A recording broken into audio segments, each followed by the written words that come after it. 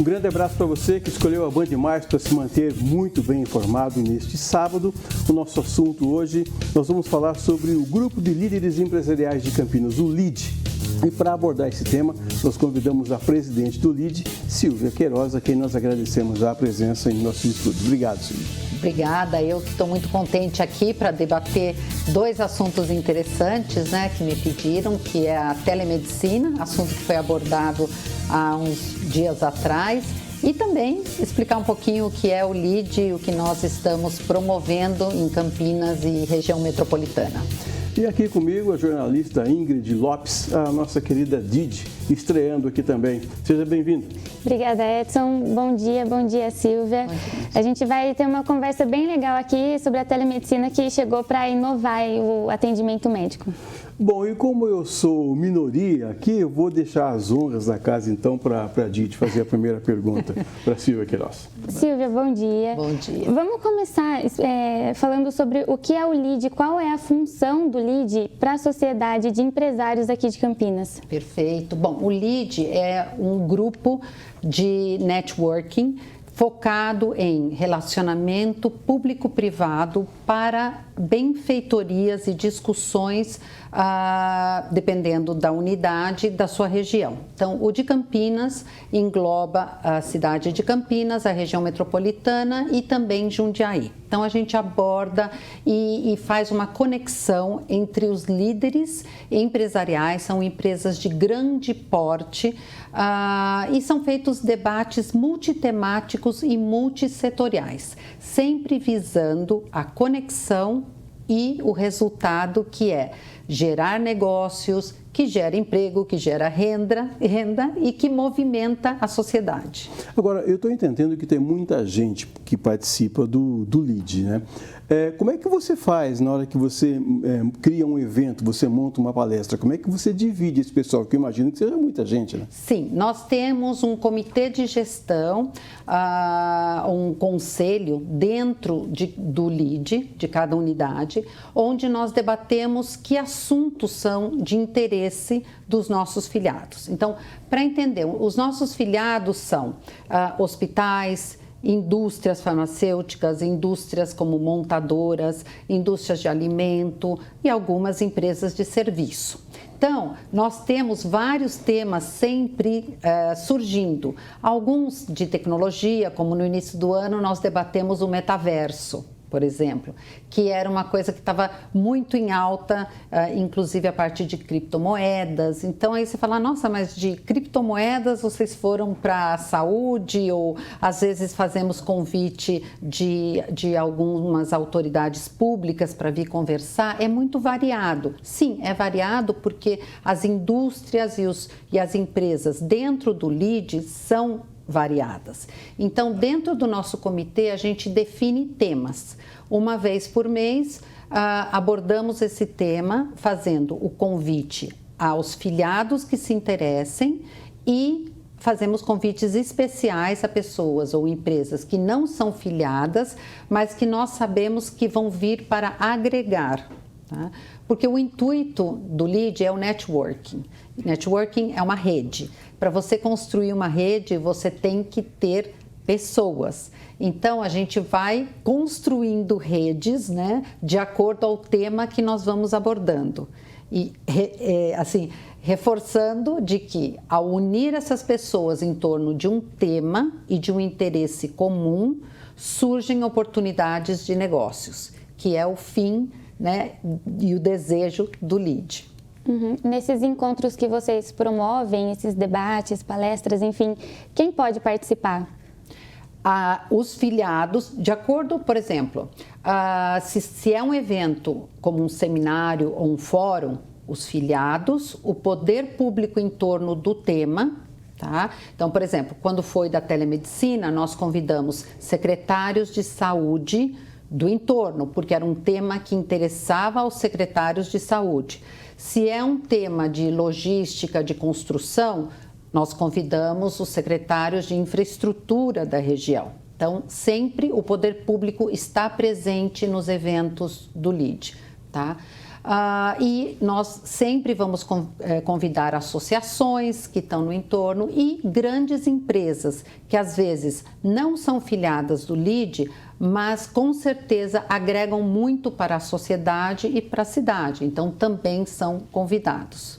Agora, num espectro tão amplo como esse que você citou, existem câmaras temáticas? Como é que você escolhe um tema? Como é que você seleciona as pessoas que vão participar dos eventos do LEAD? Existe. Dentro do nosso comitê ou conselho, nós temos cada tema. Então, o conselho de tecnologia, o de saúde, o de indústria, o de esporte. Então, cada serviços, digamos, presidente desse comitê traz e defende o seu tema. E claro, a gente acaba fazendo um por ano de cada tema. Às vezes se repetem alguns assuntos porque está muito em alta. Ano passado nós debatemos bastante a tecnologia e a saúde, porque nós estávamos vivendo um momento muito delicado e promissora ao mesmo tempo, porque a pandemia foi uma tragédia que trouxe grandes perdas, mas nela surgiram grandes oportunidades de crescimento no setor de saúde e no setor de tecnologia. Então, nós avançamos décadas por conta da pandemia, né?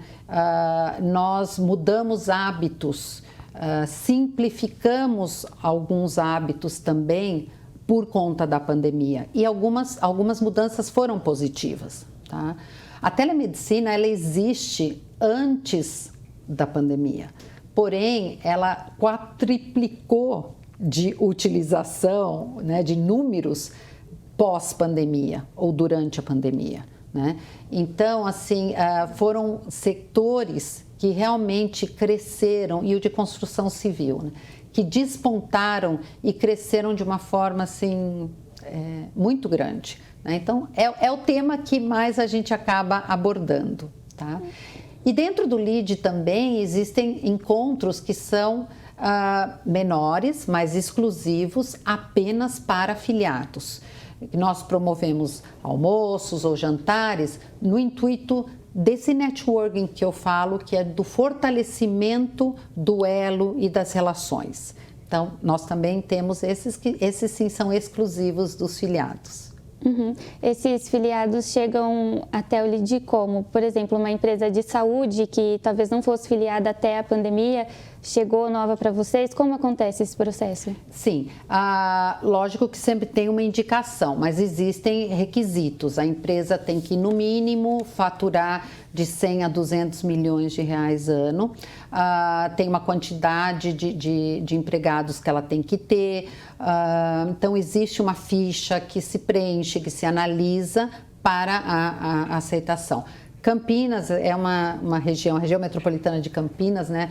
Nós temos das 500 maiores empresas do mundo, 50 estão na região metropolitana de Campinas. Então, nós aqui temos empresas do patamar de bilhões, tá? Então, e elas, lógico, são filiadas. Empresas, quando eu falo empresas de grande porte, eu falo como empresas como Viracopos, IBM, MS, Bosch, 3M, né? Então, elas são associadas ao LEAD, mas dentro delas existem empresas de menor porte, que são empresas que fornecem, porque é uma cadeia produtiva, que são fornecedoras dessas grandes empresas. Então, que nós também consideramos como muito importantes, porque elas, né, formam toda a base de apoio para essas grandes empresas que estão na nossa região. Se nós tivéssemos uma partida de vôlei, eu diria que eu vou levantar a bola para você cortar agora. Tá. A gente olhando assim o nome, Grupo de Líderes Empresariais de Campinas, a gente acha que é um clube do Bolinha. É isso ou não, Silvia? No bom sentido.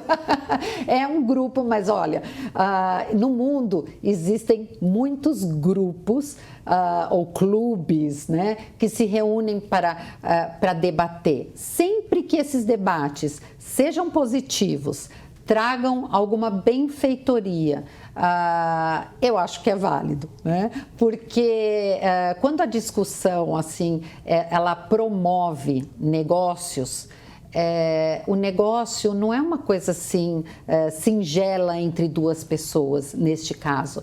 Ela significa a construção de uma fábrica, ela significa trazer de fora algum grande investimento para a cidade, e acaba acontecendo. E nessa troca, né, entre o grupo, acontece de definir que, em vez de fazer a construção da fábrica em outro estado, ele acabe acontecendo aqui. Ou acontece de se saber de antemão alguma possibilidade importante que possa trazer para a cidade. Então, eu acho assim, de certa forma mas quando o benefício acaba sendo para a sociedade, é muito válido. E tem muita mulher participando também. Não é clube de bolinha. Era esse o ponto. E, semana passada eu até estava conversando com uma grande líder, que é a Tieco, que ela é a fundadora e dona dos hotéis Blue Tree. E ela estava falando, temos poucas mulheres na liderança, poucas mulheres comandando grandes empresas. E eu falei para ela, não, imagina, eu conheço, porque temos hoje, a Microsoft é comandada por uma mulher, a UPS. Mas ela falou, mas pensa, ainda temos muito poucas. Então temos, mas assim, no grupo tem bastante mulheres. Proporcionalmente é comum que, por enquanto, que tenha mais homens do que mulheres, né? Sim, ainda é uma realidade. Uhum. Trazer empresas grandes investimentos, apesar de ser um clube do bolinha, né, por enquanto, ajuda até as empresas menores, porque fornecedores vão precisar fornecer mais e expandir, né, os negócios para poder suprir a necessidade de todo mundo que chega, né? Exatamente, com certeza. Quando você tem uma empresa gigante, né, vamos supor, uma montadora de carros, você tem a grande montadora, mas existem pequenas empresas, daqueles que fazem o parafuso, daquela que faz o motorzinho, e são literalmente empresas de médio porte ou pequenas, que são a cadeia de produção das grandes empresas. Durante a pandemia, até me perguntaram isso, mas as grandes empresas não estão sofrendo, mas estavam, por quê? Porque essas pequenas empresas, que são os fornecedores da grande, eles provocavam, ao eles não produzir, provocavam o problema para a maior. Então, é uma cadeia, né, de fornecimento. Nós vamos para o nosso pequeno intervalo, daqui a pouco a gente volta. Estamos entrevistando hoje a presidente do Grupo de Líderes Empresariais de Campinas, o LIDE, que é a Silvia Queiroz. Não saia daí, a gente já volta.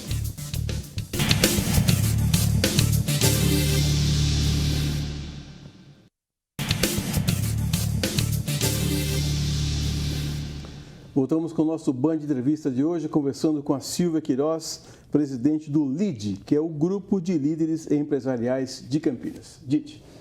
Silvia, você comentou da telemedicina, né? Teve um encontro que o LIDE promoveu sobre isso. Qual foi o debate? O que vocês levantaram de mais interessante? Bom, foi muito interessante porque a gente abordou justamente, trouxemos, né? Trouxemos o fundador da Tele2 Saúde Digital, que visa a questão da telemedicina para o poder público, mas privado principalmente, e o Dr. Wilson Polara, que é o pai do Corujão da Saúde, que veio falar sobre a telemedicina no poder público.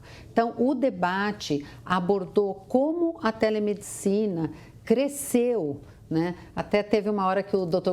Polara falou, não, mas telemedicina existe já na época dos índios, porque eles ficavam assim, o médico ia de barco e de longe ele falava com os índios que estavam na beirada lá do rio e gritavam. Então não era com telefone, mas já era quase telemedicina, porque você poder se comunicar com o paciente à distância, requer um preparo do médico, porque pela descrição dos sintomas, ele tem que deduzir como a pessoa se sente. Mas aí foi uma conotação que eles deram de que não é uma coisa nova a telemedicina, mas que ela veio a tomar um interesse maior e a perder o tabu, né? Porque a gente até frisou, foi uma coisa que eu até falei, eu falei assim, olha, eu tinha o costume isso antes da pandemia, eu estou me sentindo mal, eu vou dar uma passada no pronto-socorro, né? Mas eu não faço mais, nunca mais, porque hoje em dia você quer passar longe de um pronto-socorro, né? Hoje eu prefiro muito mais, que é possível, no teu próprio convênio médico, você telefonar e fazer uma consulta via telemedicina. E os sistemas foram crescendo. A Tele2, por exemplo, o Luiz ele explicou como hoje em dia até existem formas de fazer um exame. Por quê? Então, eu vou explicar como que funciona no poder público. O paciente, depois que ele fez, né, uma agenda, ele vai até um posto de saúde, tá? E o médico que está lá é um clínico geral. Ele vai examinar esse paciente e ele vai perceber que ele tem um problema gástrico ou que deve ser examinado por um gastro, né? Aí ele pega, puxa uma TV, é um robozinho que eles falam, né? Puxa e ele aciona e aparece na tela um médico gastro. Nesse momento, eles já fazem uma telemedicina com apoio de uma central. Então, olha como já avançou, não é só uma ligação para falar com o médico. Aí esse médico que está à distância, ele faz perguntas para que este médico presencial faça a examinação. Com isso, você com certeza encurtou fila, tempo, o gasto até do transporte dessa pessoa, que para ela faz diferença esses R$20, ou dela ter que depois ir de novo fazer uma outra consulta, tá? E esperar por essa consulta. Então, o que a gente vê é que essas novas plataformas de telemedicina, elas trazem economia para o paciente e principalmente também para as seguradoras e para o poder público, porque isso tem um custo também para o poder público. É mais uma consulta que se agrega, é mais um exame que é pedido. Então, essa máquina da medicina, ela gera custos altíssimos. Esses exames que às vezes são pedidos sem necessidade também geram custos muito altos. Então, essa pré-seleção e soluções de alguns sintomas e alguns exames mais simples, você tirando isso da frente, você pode focar em prioridades maiores. Então, o que a gente viu como conclusão, né, desse debate foi exatamente isso. Telemedicina sempre existiu, mas durante a pandemia ela cresceu e ela vem crescendo porque foram desenvolvidas plataformas de tecnologia para poder realizar essa telemedicina melhor e de proteção de dados, tá? Então, é uma outra coisa que foi debatido, por quê?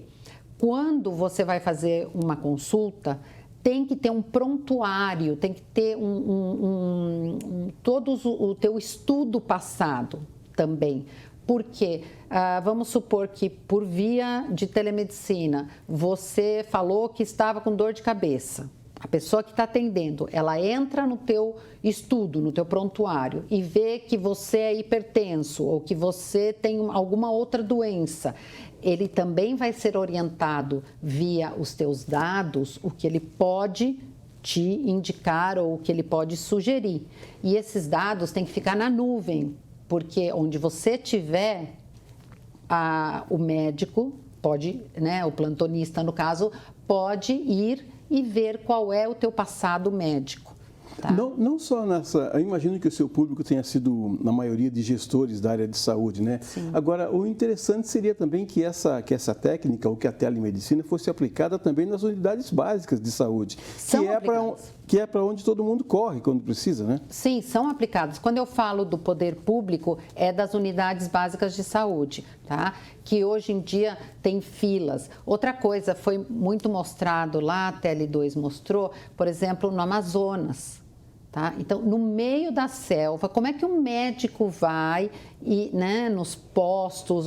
Fica muito mais fácil com a telemedicina.